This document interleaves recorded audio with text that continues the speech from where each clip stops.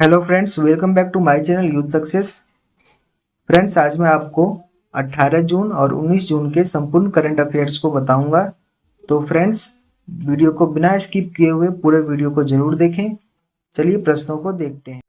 तो पहले हम 18 जून के प्रश्नों को देखेंगे, इसके बाद 19 जून के प्रश्नों को देखेंगे। देखिए, पहला है यूनाइटेड किंगडम और जिस देश ने 15 जून 2021 को एक मुक्त व्यापार समझौते पर हस्ताक्षर किए हैं। तो यूनाइटेड किंगडम ने जो है ऑस्ट्रेलिया के साथ एक मुक्त व्यापार समझौते पर हस्ताक्षर किया है। नेक्स्ट देखते हैं। नेक्स्ट है महाराष्ट्र सरकार ने कोविड-19 के कारण अनाथ हुए बच्चों के लिए जितने लाख रुपए की सहायता देने की घोषणा की है। तो 5 लाख रुपए की सहायता देने की घोषणा महाराष्ट्र सरकार द्वारा की गई है। नेक्स्ट देखते हैं। नेक्स्ट है अंतर्राष्ट्रीय पारिवारिक प्रेषण दिवस जिस दिन मनाया जाता है। तो अंतर्राष्ट्रीय पारिवारिक प्रेषण दिवस जो है 16 जून को मनाया जाता है। नेक्स्ट देखते हैं। नेक्स्ट है केंद्र सरकार ने हाल ही में उर्वरक सब्सिडी के लिए जितने करोड़ रुपए की मंजूरी दी है। तो केंद्र सरकार ने जो है 14,775 करोड़ रुपए की मंजूरी दी है। नेक्स्ट देखते हैं। नेक्स्ट केंद्र सरकार ने ऑर्डिनेंस फैक्ट्रियों को लेकर 200 साल पुराने जिस बोर्ड के पुनर्गठन के लंबित प्रस्ताव को मंजूरी प्रदान की है। तो आयुध निर्माण बोर्ड। नेक्स्ट देखते हैं। नेक्स्ट है भारतीय मूल के जिस अमेरिकी नागरिक को माइक्रोसॉफ्ट कंपनी ने अपना नया चेयरमैन नियुक्त किया है। तो सत्या नडेला। नेक्स्ट देखते हैं। नेक्स्ट है विश्व मरुस्थलीकरण और सूखा रोकथाम दिवस जिस दिन मनाया जाता है। तो 17 जून को विश्व मरुस्थलीकरण और सूखा रोकथाम दिवस मनाया जाता है। नेक्स्ट देखते हैं। नेक्स्ट है अमेरिका के राष्ट्रपति जो बाइडेन ने क्लेक्टिकट के संघीय न्यायाधीश पद के लिए जिस भारतीय अमेरिकी अधिवक्ता को नामित किया है। तो सरला विद्या नगाला। अब हम एमसीक्यू क्वेश्चंस को देखेंगे। देखिए, पहला क्वेश्चन है केंद्र सरकार ने ऑर्डिनेंस फैक्ट्रियों को लेकर 200 साल पुराने किस बोर्ड के पुनर्गठन के लंबित प्रस्ताव को मंजूरी कर दी है। ऑप्शन नंबर ए है आयुध निर्माण बोर्ड, बी है भवन कल्याण बोर्ड, सी है निर्माण कामगार कल्याण बोर्ड और डी है परिवार कल्याण बोर्ड। तो इसका जो करेक्ट आंसर होगा वो होगा ऑप्शन नंबर ए आयुध निर्माण बोर्ड। इसका आंसर हम डिटेल में देखते हैं। केंद्र सरकार ने नीतिगत सुधार की दिशा में बड़ा कदम उठाते हुए 200 साल पुराने आयुध निर्माण बोर्ड के पुनर्गठन के लंबित प्रस्ताव को मंजूरी दी। इसके तहत बोर्ड को 7 अलग अलग कंपनियों में बदला जाएगा ताकि काम में जवाबदेही बढ़ सके। रक्षा मंत्री राजनाथ सिंह ने कहा कि यह एक बड़ा निर्णय है जो भारत की राष्ट्रीय सुरक्षा आवश्यकताओं को पूरा करेगा।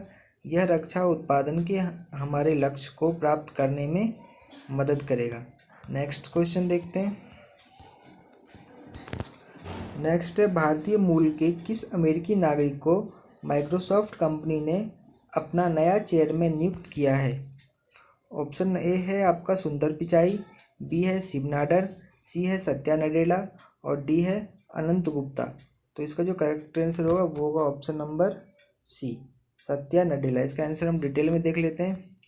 सॉफ्टवेयर बनाने वाली दुनिया की सबसे बड़ी कंपनी माइक्रोसॉफ्ट ने सत्या नडेला को चेयरमैन नियुक्त किया है। भारतीय मूल के नडेला पिछले 7 साल से कंपनी के सीईओ हैं। सत्या नडेला के कार्यकाल के दौरान माइक्रोसॉफ्ट के शेयरों की कीमत में 7 गुना से अधिक इजाफा हुआ और कंपनी का market cap 2 lakh crore dollar के करीब पहुंच गया। सत्या नडेला का जन्म भारत के हैदराबाद में साल 1967 में हुआ था। नेक्स्ट क्वेश्चन देखते हैं। नेक्स्ट है विश्व मरुस्थलीकरण और सूखा रोकथाम दिवस निम्न में से किस दिन मनाया जाता है। ए है 10 जनवरी, बी है 12 मार्च, सी है 18 अप्रैल और डी है 17 जून। तो इसका जो करेक्ट आंसर होगा वो होगा ऑप्शन नंबर डी 17 जून। इसका आंसर हम डिटेल में देख लेते हैं। विश्व मरुस्थलीकरण और सूखा रोकथाम दिवस हर साल 17 जून को मनाया जाता है। यह दिन मरुस्थलीकरण और सूखे की उपस्थिति के बारे में जागरूकता बढ़ाने और मरुस्थलीकरण को रोकने और सूखे से उबरने के तरीके पर प्रकाश डालने के लिए मनाया जाता है। अब क्वेश्चन नंबर 4 देखते हैं। 4 है, अमेरिका के राष्ट्रपति जो बाइडेन ने कनेक्टिकट के संघीय न्यायाधीश पद के लिए निम्न में से किस भारतीय अमेरिकी अधिवक्ता को नामित किया है? ऑप्शन ए है विजय शंकर, बी है सरला विद्या नगाला, सी है राहुल सचदेवा और डी है अनिल भारद्वाज। तो इसका जो करेक्ट आंसर होगा वो होगा ऑप्शन नंबर बी सरला विद्या नगाला। इसका आंसर हम डिटेल में देखते हैं। अमेरिका के राष्ट्रपति जो बाइडेन ने कनेक्टिकट के संघीय न्यायाधीश पद के लिए भारतीय अमेरिकी अधिवक्ता सरला विद्या नागला को नामित किया है। नगाला ने वर्ष 2005 में स्टैनफोर्ड यूनिवर्सिटी से स्नातक की डिग्री हासिल की थी। इसके बाद उन्होंने 2008 में कैलिफोर्निया विश्वविद्यालय के बर्कले स्कूल ऑफ लॉ से स्नातक की उपाधि और ज्यूरिस डॉक्टर की डिग्री प्राप्त की थी। इसके बाद उन्होंने अपना career US court of appeals में जज सुसान ग्रोवर के तहत एक लॉ क्लर्क के रूप में शुरू किया। उन्होंने सैन फ्रांसिस्को कैलिफोर्निया में भी अपनी सेवाएं दी है। नेक्स्ट क्वेश्चन देखते हैं।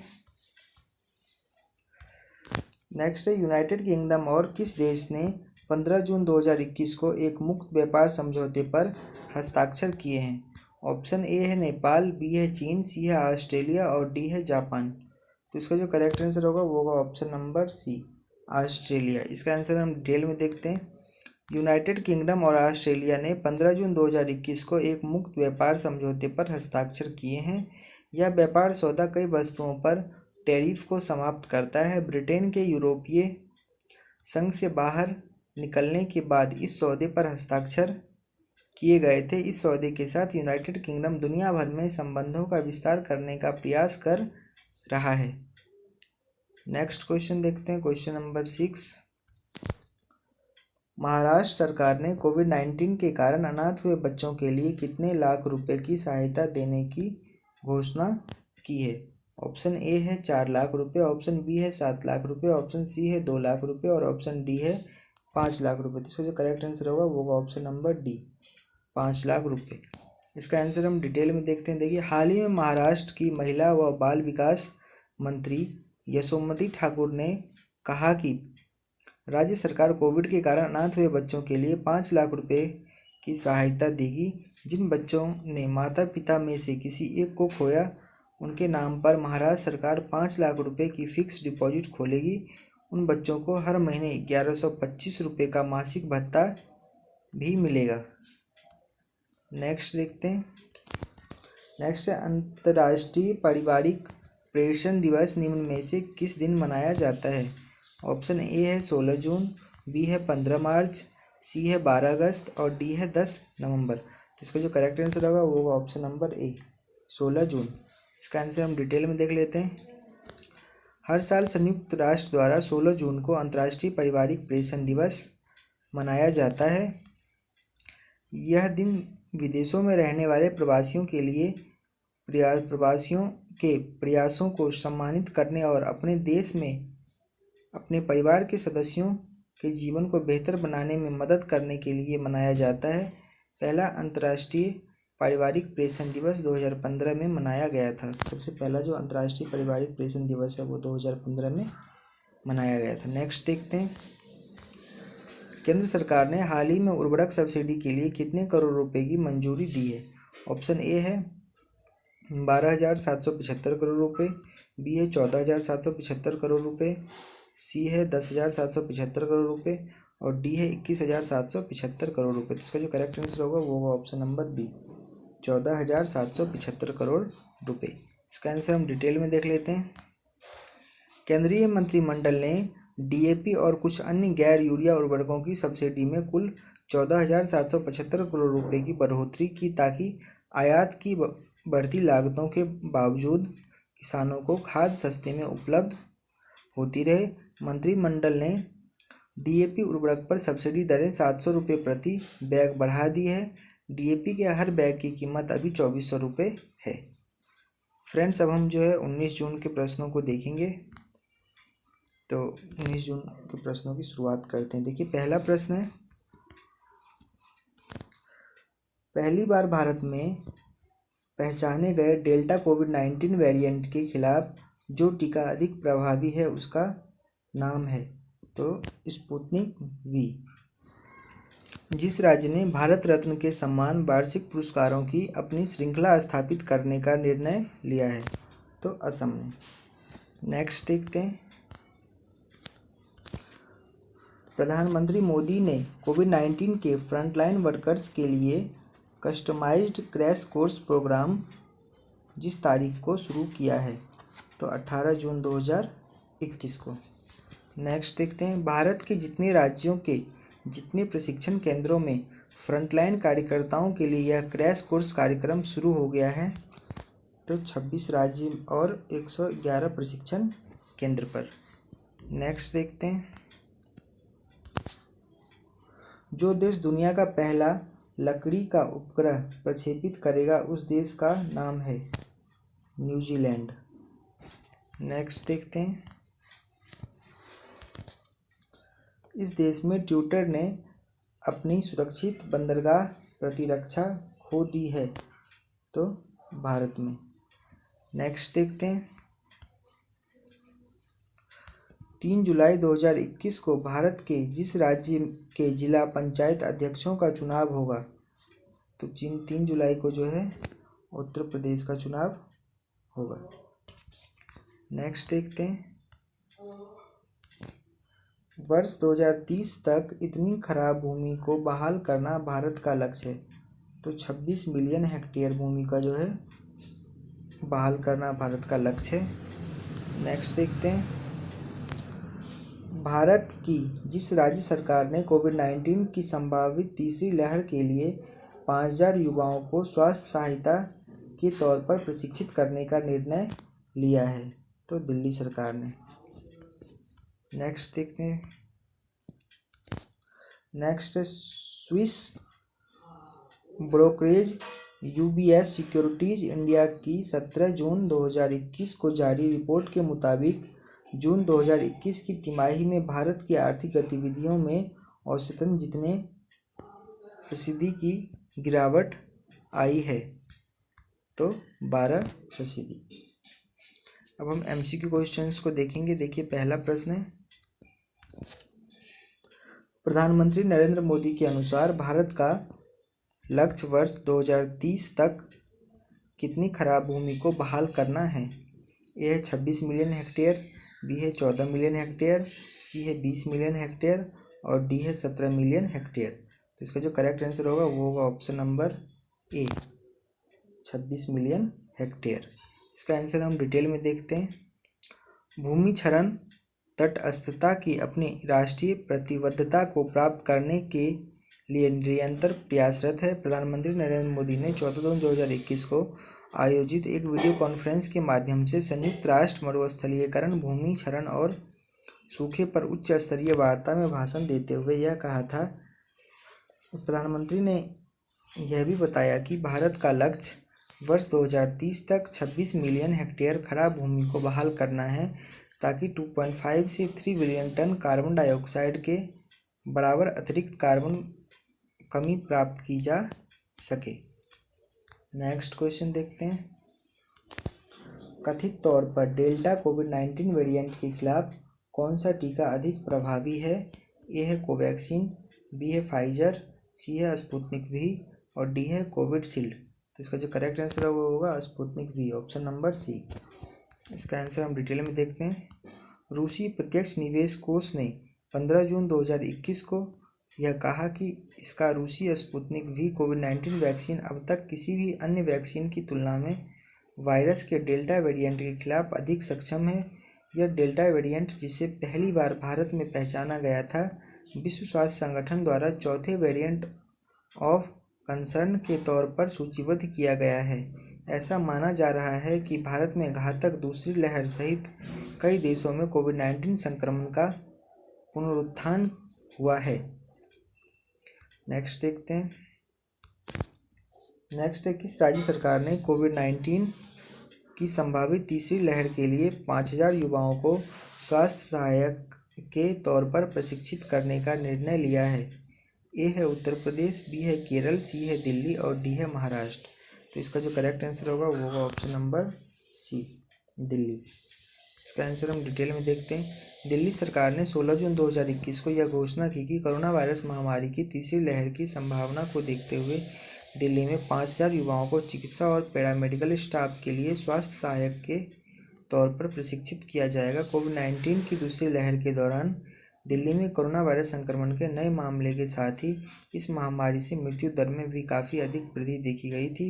अब संभावित तीसरी लहर के दौरान मृत्यु दर को कम से कम रखने के साथ ही कोरोना वायरस से संक्रमित रोगियों की अच्छी तरह से देखभाल करना इन युवा प्रशिक्षित लोगों की जिम्मेदारी होगी। नेक्स्ट देखते हैं, किस राज्य ने भारत रत्न के सम्मान वार्षिक पुरस्कारों की अपनी श्रृंखला स्थापित करने का निर्णय लिया है? ए है मध्य प्रदेश, बी है असम, सी है गुजरात और डी है पश्चिम बंगाल। तो इसका जो करेक्ट आंसर होगा वो होगा ऑप्शन नंबर बी, असम। इसका आंसर हम डिटेल में देखते हैं। असम सरकार ने भारत रत्न और पद्म पुरस्कारों के समान वार्षिक पुरस्कारों की अपनी श्रृंखला शुरू करने का निर्णय लिया है, जिसमें पुरस्कार विजेताओं के लिए विभिन्न लाभ भी शामिल किए गए हैं।